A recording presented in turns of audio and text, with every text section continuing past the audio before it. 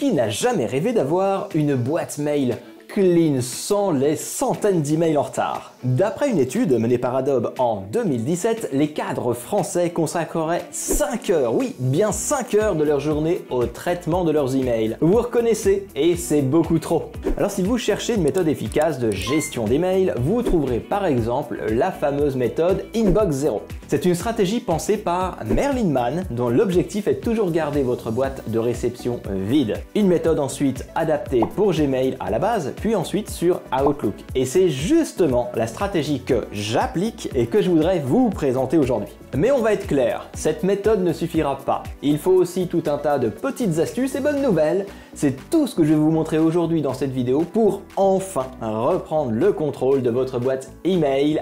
Allez, c'est parti, allons-y!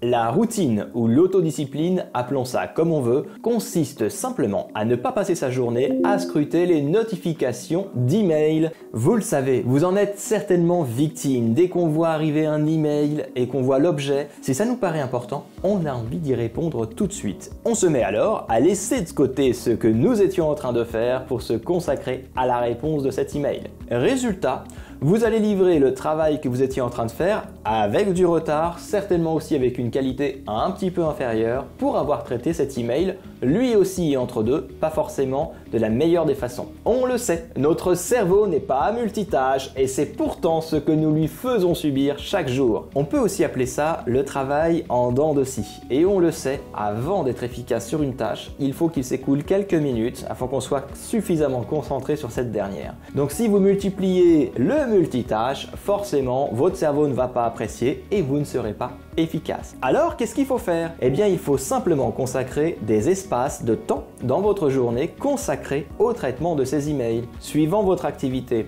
Ça peut être tous les matins pendant 1 heure ou éventuellement 10 minutes toutes les 2 heures, le matin, le midi et le soir pendant 30 minutes, chacun s'adaptera, mais il faut définir les créneaux de traitement des emails pour ne pas les subir. Et bien entendu, en dehors de ces créneaux, concentrez-vous sur le plus important et réduisez Outlook. Et ensuite, désactivez les notifications pour plus de concentration. Alors comme on vient de le voir, il faut pouvoir se concentrer sur les tâches importantes et pour cela, eh bien on va désactiver nos notifications. Alors vous pouvez le faire avec Windows par exemple. J'ai d'ailleurs fait une vidéo sur les outils de productivité Windows à absolument connaître, je vous encourage à cliquer dessus, où j'évoque justement le mode de concentration. Mais qu'est-ce que c'est ce mode concentration? Eh bien c'est une fonctionnalité qui vous permet de vous concentrer sur les fameuses tâches qui sont importantes pour vous et de mettre en sourdine toutes les autres distractions susceptibles de vous éloigner de vos tâches à accomplir. Alors en activant cette fonction, vous n'aurez plus que les sujets et les alertes que vous jugerez importants pour être le plus efficace possible. Et il y a une autre fonctionnalité intéressante dans concentration, c'est la fameuse to-do list qui vous permet d'attribuer des tâches que vous allez traiter pendant cette fameuse session de concentration. Qui n'a jamais essayé de créer une petite organisation de dossiers par client, par sujet, pour très vite en fait se rendre compte qu'ils ne savaient plus où ils avaient trié les mails et que cette solution était totalement inefficace?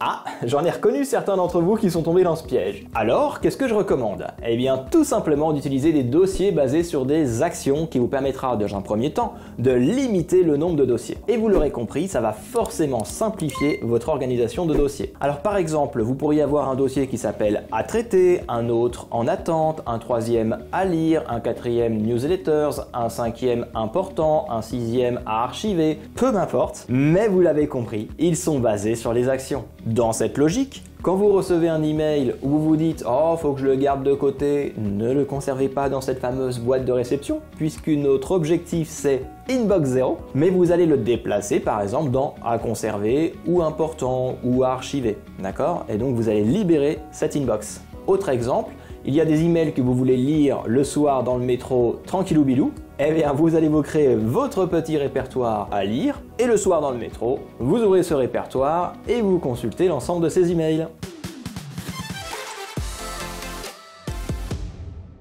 Alors bon, on le sait, nous sommes les champions du monde pour faire des emails sur lesquels nous avons beaucoup d'interactions. Pour un même sujet, on peut se retrouver facilement avec 15-20 emails. Je pense que vous voyez de quoi je veux parler. Si vous n'utilisez pas la vue conversation, ça peut très vite devenir compliqué. Alors ces emails vont se mélanger au milieu des autres et pour rechercher un email, eh bien forcément c'est complexe et l'affichage de l'historique n'est pas optimal. Et Microsoft a sorti, alors il y a quelques années de cela, mais j'ai beaucoup de clients qui ne le connaissent pas, la possibilité de regrouper tous ces emails dans une même conversation qui ont donc le même sujet.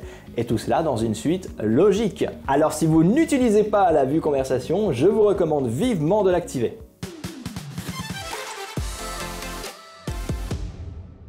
Utilisez Action Rapide pour déplacer rapidement les messages vers vos dossiers. Alors pour les configurer, faites simplement un clic sur le message, sélectionnez Action Rapide, puis Nouvelle Action Rapide et ensuite déplacez-le vers le dossier. Donnez-lui un nom et sous Action, sélectionnez le dossier dans lequel vous souhaitez déplacer le message dans le menu déroulant. Cliquez enfin sur Terminer. Maintenant que vous avez créé l'action rapide avec l'email en surbrillance, cliquez simplement ici dans l'onglet d'accueil. Cela le sortira de la boîte de réception. Et la cerise sur le gâteau, vous allez pouvoir ajouter un petit raccourci clavier à votre étape rapide. Cliquez ici, cliquez sur Gérer les actions rapides, modifiez et choisissez un raccourci dans le menu déroulant. Avec ce raccourci, vous pourrez automatiquement envoyer vos emails dans leur dossier respectif rapidement. Par exemple, si je veux l'envoyer dans à traiter, je vais l'associer à Contrôle Maj 1. Alors je vois au moins deux cas, mais il y en a plusieurs dans lesquels on va avoir besoin de transformer un email en rendez-vous. Le premier cas, vous avez Gérard dans la boîte et Bernard qui vous disent qu'il faut absolument se voir pour une réunion qui va traiter de tel et tel et tel sujet et vous avez tout l'historique dans l'email. Et deuxième cas, vous avez reçu une tâche par email, vous allez devoir y consacrer du temps. Et bien dans ces deux cas, il y a une astuce extrêmement simple, là c'est pareil, pour moi elle était logique mais beaucoup de mes clients ne la connaissaient pas, qui consistait simplement à prendre l'email et à le glisser vers le calendrier. Et hop, magie, la fenêtre de rendez-vous s'ouvre alors, vous n'avez plus qu'à planifier votre rendez-vous.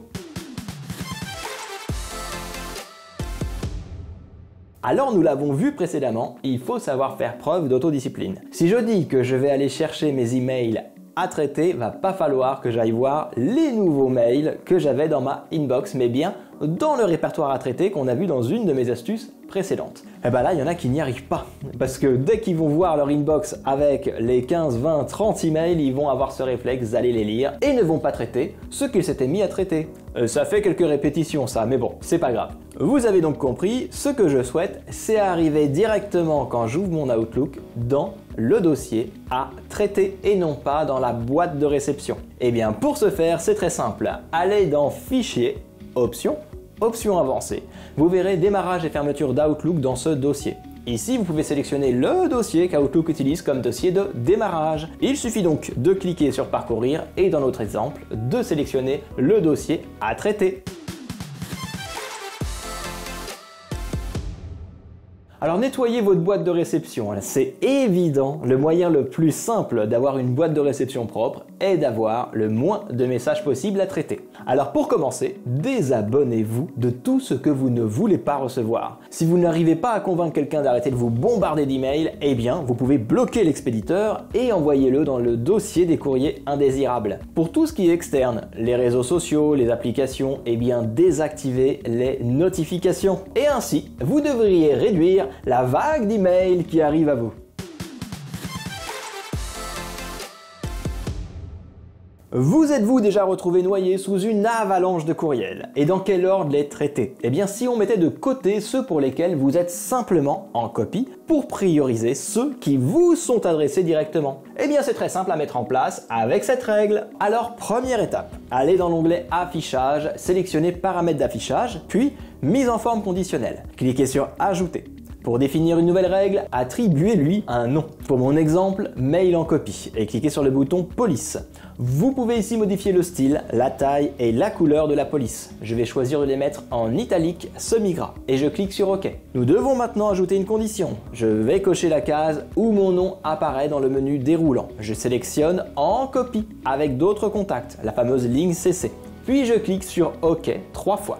Et voilà, comme vous pouvez le voir, il est désormais très facile de distinguer les mails importants des mails moins importants grâce à leur police. Et grâce à cette astuce, vous allez enfin pouvoir prioriser de façon plus efficace.